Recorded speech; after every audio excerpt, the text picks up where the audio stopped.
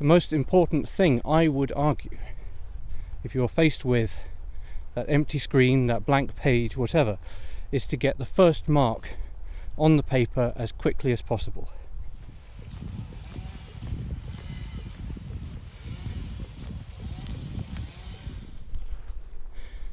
So, the hardest creative problem in the world. Through the eyes of myself, I'm a designer, a professional designer, and I've got 15 years worth of experience as an industrial designer. I'd say aerospace field mostly, but I think I'm in a good place to be able to say what the hardest technical problem is. I've seen lots of people suffer from this, even seasoned professionals, and I think I know the solution to it as well, though maybe easier said than done, but we'll see. So the hardest problem to solve, hardest problem, is starting with a clean sheet of paper. Now, we live in an age where most design work is done on a computer. It's done computer-aided design, it's called, and there are lots and lots of tutorials on how to use software. I've used SolidWorks a lot, used various other programs, currently use Fusion 360 a lot, and there are loads of amazing tutorials on the internet on how to use those platforms, particularly Fusion 360. It's brilliant for hobbyists. And there's a problem, which is that it's pretty easy to follow through and do the tutorials, but then you find yourself thinking, okay, well, I want to work on my project now, and you have some idea of what it is you want to work on. So you open up a new window, it says Untitled, and then you've got the coordinate system in the middle, and you suddenly think, now what? And this is the equivalent of what you might call writer's block. So writer's block is you sit down and you've got a clean sheet of paper in front of you, and you've got some idea of what your novel's going to look like, but you haven't written anything yet, and you can't start somehow. It's getting started is the problem. This is really, really difficult, and I've seen this with designers, professional designers, where they find it quite easy actually. You ask them to modify an existing design, and no trouble, they'll go and widen that bit or shorten that bit or tweak it, and that's not a problem. But you say, okay, well, I need something that can do X, Y, Z. No idea what it looks like, go away and solve it.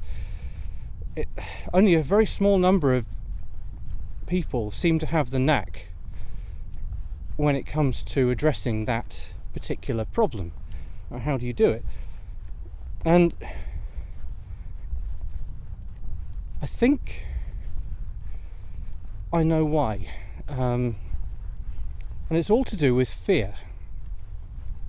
So let me expand on that.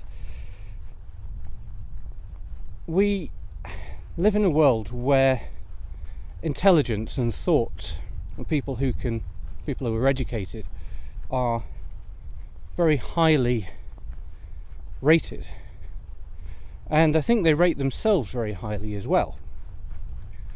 And the problem with that is that it gives you some misconceptions about the nature of creativity, how to create things. For example, there's some kind of conception that you should be able to sit down, think a problem through from start to finish, identify what all the problems are going to be, identify the best way of going forwards, and then you start working. And I would argue that that is entirely false. That's just, the world doesn't work that way, and creativity definitely doesn't work that way. So instead, how is that related to fear? I guess there's sort of an ego thing going on there, that if you aren't able to think it all through, if you get it wrong, then that says something about you. And this is all happening inside your head. So there's a fear of pursuing the wrong path. he said, at a crossroads, pursuing the wrong path. You might try designing something a certain way and it'll be wrong and you have to backtrack, and that was dumb, wasn't it? Why on earth did you do that? Waste all that time. It's particularly in a field where you might feel, for example, you have a boss who's breathing down your neck. And what you probably haven't been taught,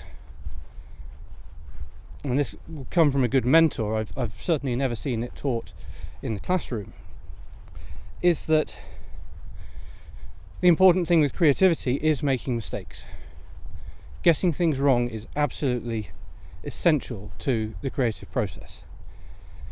And if you stop and think about it, you'll realise, oh yeah, I tried this, tried that, and that was how I learned that it doesn't work, and therefore I needed to do it a different way. And what's actually going on here is that you are, through your mistakes, learning about the problem. So this is how you grow your knowledge of the problem and how to solve it, and it's the solution discovery process, if you like. So to come back to the most difficult creative problem in the world, the most difficult design problem in the world, and it's the same for writers, same for artists, the most important thing, I would argue, if you're faced with that empty screen, that blank page, whatever, is to get the first mark on the paper as quickly as possible. So draw the dumbest, most instinctive, if you like, solution to the problem as quickly as possible. And don't stop to think what might be wrong with it. Have a good go at it.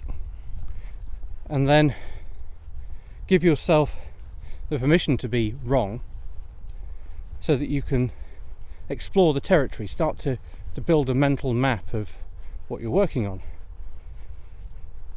So whatever you're designing, it's important that you just have a go. And the important thing to note here is that the people who make mistakes, I mean, there's an old saying, fail fast, fail early.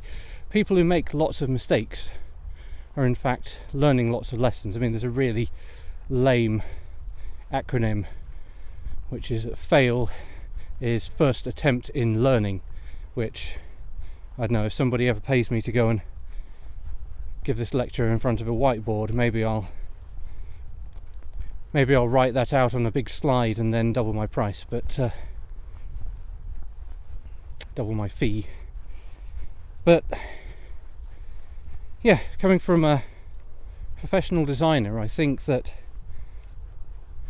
probably intelligence, certainly education, is overrated in the process of design and invention, and instinct and experience are definitely things to be prized, and those things are developed through the process of failure, through learning, through failure. So that is my solution to that problem. So let me know what you think, leave a comment below, and yeah, hope you have a good day.